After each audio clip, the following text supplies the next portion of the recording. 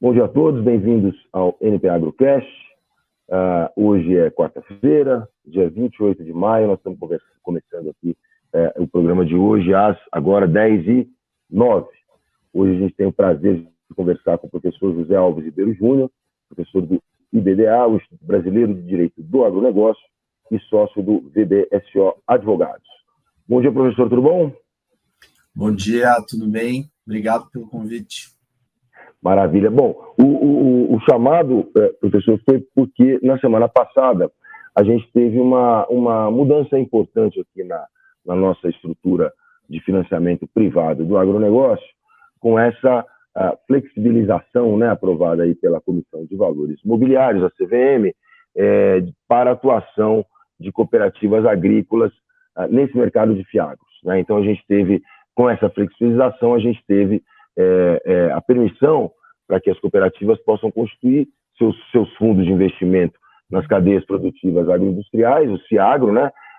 E com essa mudança, os próprios cooperados também vão poder participar desses fundos. Então, o nosso chamado, e muito obrigado por ter atendido, professor, foi para que você pudesse vir aqui explicar um pouco melhor o que foi essa mudança, como é que vai funcionar na prática essa abertura, né? E realmente a gente pode esperar um potencial grande de atração de recursos aí com essa flexibilização. Então, fique à vontade, por favor. Bom, é um prazer estar com vocês aqui do NP Agro, Fernando, e esse tema, na nossa visão, ele tem um potencial muito grande de modificar a relação cooperativa-cooperados, né? Hoje, a dinâmica do financiamento para atividade produtiva no contexto das cooperativas é centrada nas operações de barter, né? A cooperativa adquire insumos necessários à produção, vende a prazo para esses produtores rurais, que são seus cooperados, que, por seu turno, entregam uma CPR para a cooperativa, uma CPR que representa uma promessa de entrega futura da produção. A cooperativa, quando recebe esses produtos, ela vende para tradings, para terceiros, para agroindústrias, e com isso dá por quitadas as dívidas dos cooperados assumidas perante a cooperativa. Esse sistema funciona há muitos anos, mas ele tem algumas particularidades, algumas deficiências, em especial o comprometimento do balanço da cooperativa, que é a financiadora efetiva dos seus cooperados. E com isso, esse recurso que é utilizado para financiar os cooperados não é utilizado para outras finalidades que poderiam ser do interesse dos cooperados. A própria dinâmica da transação de barter, ela é opaca do ponto de vista informacional acerca dos custos do financiamento envolvido. Não fica muito claro para os participantes qual que é o custo efetivo financeiro desse financiamento. O FIAGRO, como instrumento de mercado de capitais, ele vai permitir a substituição da cooperativa por um instrumento de mercado de capitais como agente financiador. Então, na transação de barter, a cooperativa deixa de ser o financiador dos cooperados e passa a ser uma prestadora de serviços e investidora do fundo. A cooperativa, então, indiretamente, segue financiando a atividade, mas como investidora de um fundo.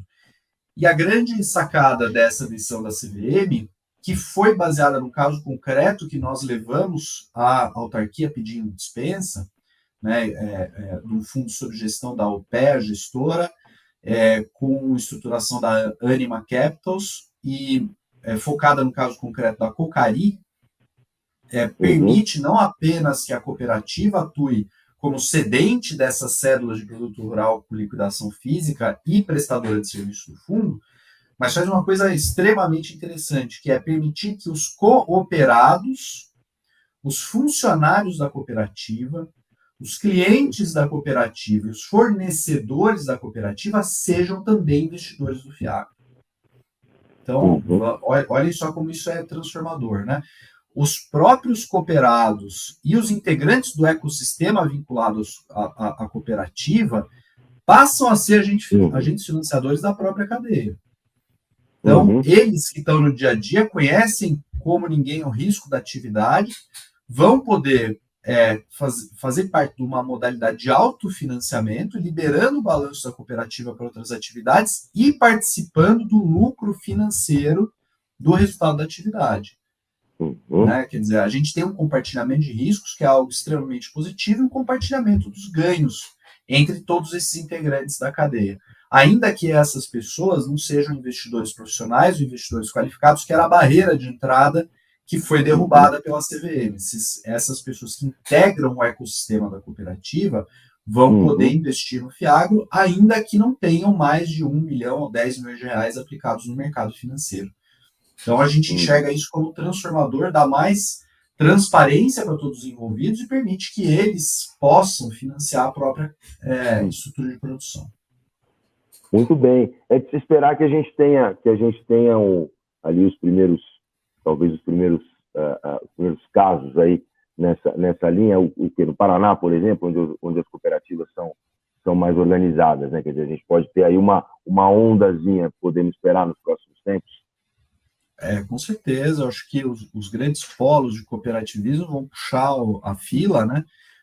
Aqui no escritório, a gente já tem conversado com uma série de cooperativas que querem aplicar esse modelo, né, de autofinanciamento, e é um modelo que tem tudo a ver com o espírito do cooperativismo, né? Você cria uma estrutura de mercado de capitais em que o cooperado, funcionários, clientes, fornecedores vão participar em conjunto desse financiamento, em conjunto com a cooperativa, inclusive, né? Então, todos os grandes polos em que a gente tem a presença forte do cooperativismo devem ser tocados e potencializados por essa nova ferramenta. Perfeito. Agora, professor José Alves Ribeiro Júnior, do ponto de vista estrutural, eu acho que está muito claro que é uma mudança que veio para ficar e que tem tudo para dar certo aí no curto, médio, longo prazo e tal. Mas mesmo assim, eu queria falar um pouco de curto prazo, do ponto de vista conjuntural, né? Quer dizer, a gente vem de um período um pouco mais complicado, né? No agro, acho que foram aí 2 anos e pouco de mais turbulências do que a gente estava acostumado, né? Principalmente na cadeia de grãos, né? Algumas cadeias passaram muito bem nos últimos anos, mas principalmente a cadeia de grãos enfrentou muitas turbulências nesses 2 últimos anos. Isso acaba se refletindo em mais pedidos de recuperação judicial, isso acaba se refletindo numa cautela maior no acesso a recursos, a financiamentos, etc. Enfim, o pessoal normalmente tira o pé com toda a razão quando passa por um período como esse. Agora, quer dizer, nós estamos aqui em maio de 2025, talvez o pior já tenha passado aí para essas cadeias. É um momento estimulante para uma emissão de Fiagro, para uma operação como essa, quer dizer, do ponto de vista conjuntural, quais são os desafios que a gente pode enfrentar nesse mercado, neste momento? Fernando, eu acho que o pior já passou, com certeza, tá? Até no nosso dia a dia no escritório aqui, a gente atende muitas estruturas sofisticadas aqui de financiamento e a procura por demandas de reestruturação de transações problemáticas está diminuindo, ao passo que a estruturação de novas transações de dinheiro novo tem aumentado consideravelmente. Então, a gente aqui, na prática jurídica, né, na estruturação de transações de mercado financeiro e mercado de capitais, a gente acaba antecipando esses movimentos, né? Antes das coisas ficarem muito públicas e notórias, a gente começa a ser procurado quando há problemas para a gente tentar buscar alternativas, estruturações, etc. E quando a gente vai ter uma retomada, a gente começa a ser procurado para discutir novas estruturas, novas transações. E a gente está nesse segundo momento, né, de discutir novas transações, captação de dinheiro novo.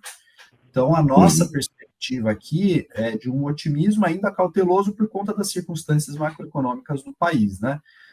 Qualquer país em que a taxa de juros, e aí não é culpa de quem fixa a taxa de juros, mas do contexto fiscal do país, né? Qualquer país que o governo capta a quase 15% ao ano vai ser desafiador para que qualquer negócio inicie sua atividade, né? Então, a gente tem, na verdade, esse ciclo de baixa do agro, aí, de recuperações, inadimplências, reestruturações, pela sua extensão, ele até que na nossa leitura é reduzida perante o mundo do agronegócio, né? A gente teve situações pontuais, demonstra a própria resiliência do setor, né?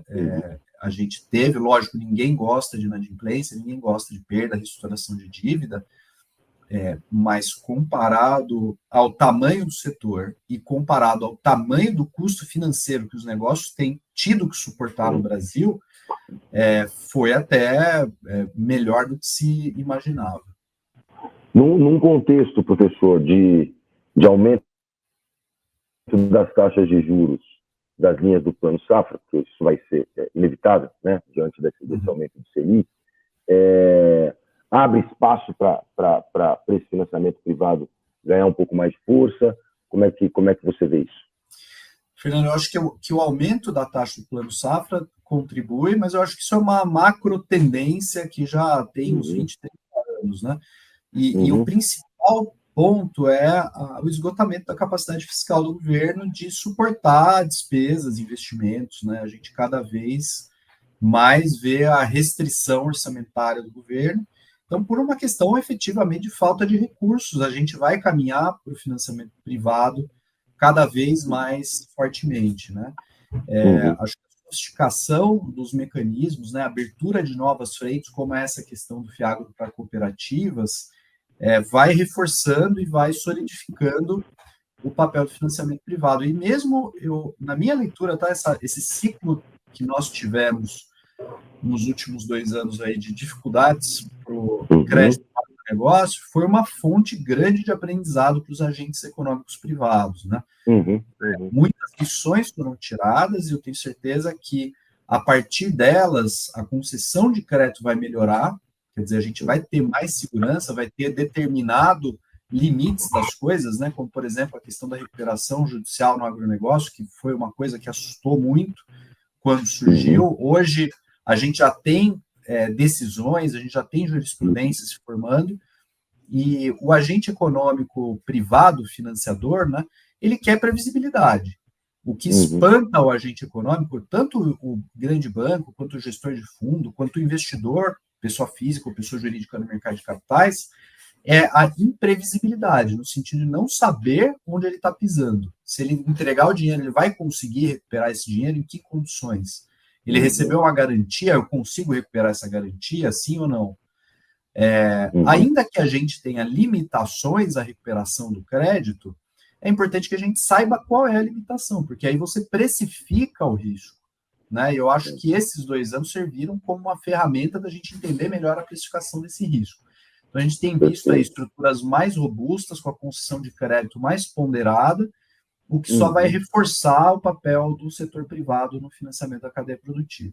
Um entendimento melhor também, né? Eu acho, das cadeias produtivas, né? Eu acho que isso é muito flagrante nas conversas que a gente tem, inclusive com gestores e tudo mais tal, quer dizer, o pessoal se preparando muito melhor, né? Quer dizer, trazendo gente para cuidar desse tipo de operação, gente que entende bastante do setor, ou seja, o mercado vai evoluindo e só para deixar claro, quer dizer, se a gente fizer aqui uma comparação entre março de 2023 e março de 2025, por exemplo, a gente viu o patrimônio líquido do Fiagro passando de 14,7 bilhões para 44,7 bilhões, né? Segundo aqui os dados que eu estou vendo aqui da CVM. Enfim, mesmo falando em 2 anos complicados, os Fiagros eles continuaram avançando e ganhando bastante terreno no mercado, né? Quer dizer, então dá para dizer que é uma ferramenta que emplacou, está amadurecendo, né? Quer dizer, acho que essa flexibilização aqui para as cooperativas é um amadurecimento, né, desse processo, e sem dúvida aí tem perspectivas muito positivas pela frente, como você já destacou. Bom, você falou uma coisa, professor, que eu queria só explorar um pouco aqui nessa fase final da nossa entrevista, que a gente teve muitas reestruturações, a gente teve muitos pedidos de recuperação judicial, né, nesses últimos 2 anos, principalmente no ano passado, principalmente nessa área de grãos, enfim. Mas você está dizendo que a situação já está mais calma, já se acalmou, a tendência realmente é de melhora. Dá para a gente prever um segundo semestre já de 2025 melhor e um 2026 melhor? Com certeza. A gente já está vendo esse movimento aqui no nosso dia a dia. Acho que as grandes pressões que a gente teve aí, em especial climáticas, de aumento de custo de insumos, já se estabilizaram, né? Grandes desafios que a gente ainda tem são desafios que todos os negócios estão enfrentando, que são conhecidos, né? Estão na primeira página dos jornais aí, e vão ser enfrentados também pelo agro, né? Taxa de juros elevada, problemas fiscais do Uhum. governo, ano que vem questão de sucessão política, que traz instabilidade também, mas do ponto de vista de Uhum. fundamentos aqui do setor, eu acho que a gente está Uhum. muito melhor do que 23, 24 e a perspectiva é positiva. Com a estabilização também da taxa de juros, que é algo esperado, né, que a gente não tenha Uhum. a gente não tem uma perspectiva de queda ainda, mas temos aí a expectativa de manutenção da taxa, a gente Uhum. vê espaço aí para nova tomada de financiamento, quer dizer, parou de subir os juros, a curva futura começa a cair, as pessoas começam a tomar crédito novamente, né? Uhum. A gente teve a divulgação do IPCA 15 ontem, que demonstrou também uma tendência de desaceleração da inflação, que é uma notícia positiva, de um modo geral, para o Uhum. setor financeiro e para o crédito. E para o financiamento via fundos, via mercado de capitais, a gente teve uma notícia que é negativa em termos de crédito, que é o aumento do IOF para diversos Uhum. produtos, mas que é positiva para estruturas de mercado de capitais, porque não pegou essas estruturas, né? Então, o financiamento via fundo, via Tá. FDIC, via FIAGRO, segue isento do IOF. Então, vai juntar aí a vontade do Uhum. investidor estar exposto ao agro com esse tratamento fiscal que penaliza o financiamento bancário tradicional, ao passo que não penaliza o acesso ao mercado de capitais. Então, a gente acredita que vai Muito ter bem. um direcionamento para o mercado de capitais nesses próximos meses. Não, muito bem lembrado, né? Essa mudança do IOF realmente acaba beneficiando aqui indiretamente os nossos fiagros também. Enfim, então, estamos falando aqui de um cenário, agora olhando para frente aí de médio e longo prazo, cenário mais positivo. Professor, muito obrigado, quero agradecer aqui, teve com a gente essa conversa, as explicações do professor José Alves Ribeiro Júnior, professor do IBDA, o Instituto Brasileiro de Direito do Agronegócio, sócio do VBSO Advogados. Professor, muito obrigado pelas explicações, pelos esclarecimentos, tenho certeza que as informações vão ser muito úteis aqui para os nossos espectadores. Muito obrigado pela participação.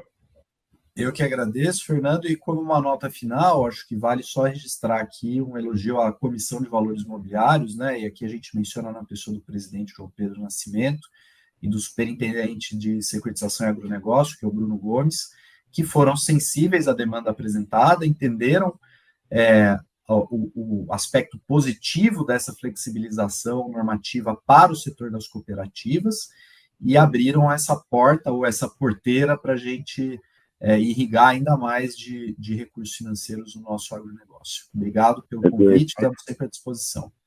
Muito obrigado, um abraço.